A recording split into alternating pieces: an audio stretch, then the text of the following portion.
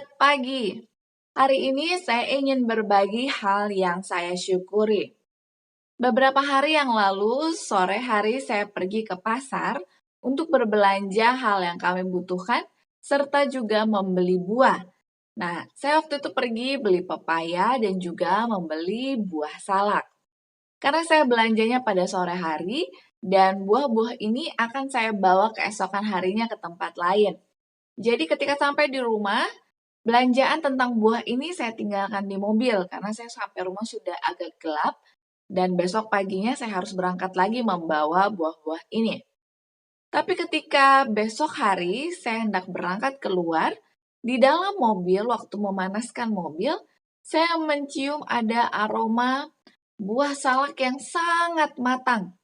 Jadi saya melihat ke kursi belakang, saya lihat dalam plastik buah itu di atas aman-aman, tidak ada yang berbeda dari buah salak yang saya sudah beli. Tetapi ketika saya lihat ke dalam dasar dari plastik itu, ada beberapa buah yang sudah ada jamurnya warna-warna putih seperti rambut-rambut putih gitu halus. Wah, ini berarti sudah busuk dan sangat lembab.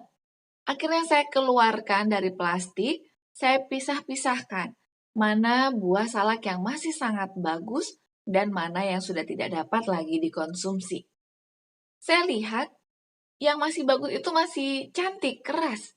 Dan saya pun mengingat dari setiap salak yang saya pilih satu persatu adalah salak-salak yang masih keras. Tidak ada lembeknya ataupun mendekati kepada terlalu matang atau busuk. Tapi bisa saja saya terlewat ataupun tidak betul-betul memeriksa dengan benar sehingga mungkin ada satu atau dua buah salak yang memang sudah mau busuk mungkin. Dari situ saya perhatikan bahwa meskipun hanya karena satu buah salak yang sudah rusak, itu dapat mempengaruhi kumpulan salak yang ada di sekitarnya. Saya dapatkan pelajaran, satu kebiasaan yang buruk dapat mempengaruhi kebiasaan-kebiasaan yang baik. Ini menjadi pelajaran buat saya bahwa memang selama hidup di dunia ini, saya harus tetap belajar untuk mendidik diri melakukan kebiasaan-kebiasaan yang baik. Karena kalau saya biarkan ada saja satu kebiasaan yang buruk, contohnya menunda-nunda, itu hal kecil ataupun yang lainnya, itu dapat mempengaruhi kebiasaan kita yang lain. Inilah hal yang saya syukuri, satu pelajaran dari buah salak. Mari kita terus bersyukur untuk hal-hal yang Tuhan telah berikan berkat bagi kita. Kita mulai dari hal yang sederhana, yaitu hal-hal yang kecil. Baiklah, kita tiba di akhir bulan Agustus. Judul bacaan renungan pagi kita hari ini ialah Pencuri yang hendak mati menerima Kristus sebagai juru selamatnya. Ayat ini tertulis dalam Lukas 23 ayat 42. Lalu ia berkata, Yesus, ingatlah akan aku apabila engkau datang sebagai Raja. Penjelasannya, sampai akhir pekerjaannya, Kristus adalah pengampun dosa. Pada tengah malam yang paling gelap ketika bintang Bethlehem akan menghilang, di sana bersinar di tengah-tengah kegelapan moral dengan kecerahan yang berbeda dari iman orang pendosa yang sekarat ketika ia berpegang pada seorang juru selamat yang hendak mati. Iman seperti itu dapat diwakili oleh para pekerja jam 5 sore yang menerima upah sebanyak yang dilakukan mereka yang telah bekerja selama berjam-jam. Pencuri itu bermohon dalam iman, dalam penyesalan, dalam kehancuran hati. Dia bermohon dengan sungguh-sungguh seolah-olah dia sepenuhnya menyadari bahwa Yesus dapat menyelamatkannya jika dia mau. Dan harapan dalam suaranya bercampur dengan kesedihan ketika dia menyadari bahwa jika dia tidak melakukannya, dia akan hilang selama-lamanya. Dia menyerahkan jiwa dan tubuhnya yang tak berdaya dan sekarat pada Yesus Kristus. Dia telah mendengar Pilatus menyatakan, "Aku tidak mendapati kesalahan apapun padanya," sesuai Yohanes 19 ayat yang keempat. Dia telah menandai sikapnya yang sama seperti Allah dan pengampunannya yang mengasihi para penyiksanya. Di antara orang-orang yang lewat, dia mendengar banyak orang membela Yesus. Dia mendengar mereka mengulangi kata-katanya dan menceritakan pekerjaannya. Keyakinannya datang kepadanya bahwa ini adalah Kristus. Ketika dikutuk karena kejahatannya, pencuri itu menjadi putus asa dan putus asa. Tetapi aneh, pikiran lembut sekarang muncul. Dia mengingat semua yang telah dia dengar tentang Yesus. Dia telah mendengar kata-kata orang-orang yang percaya pada Yesus dan mengikuti dia dengan menangis.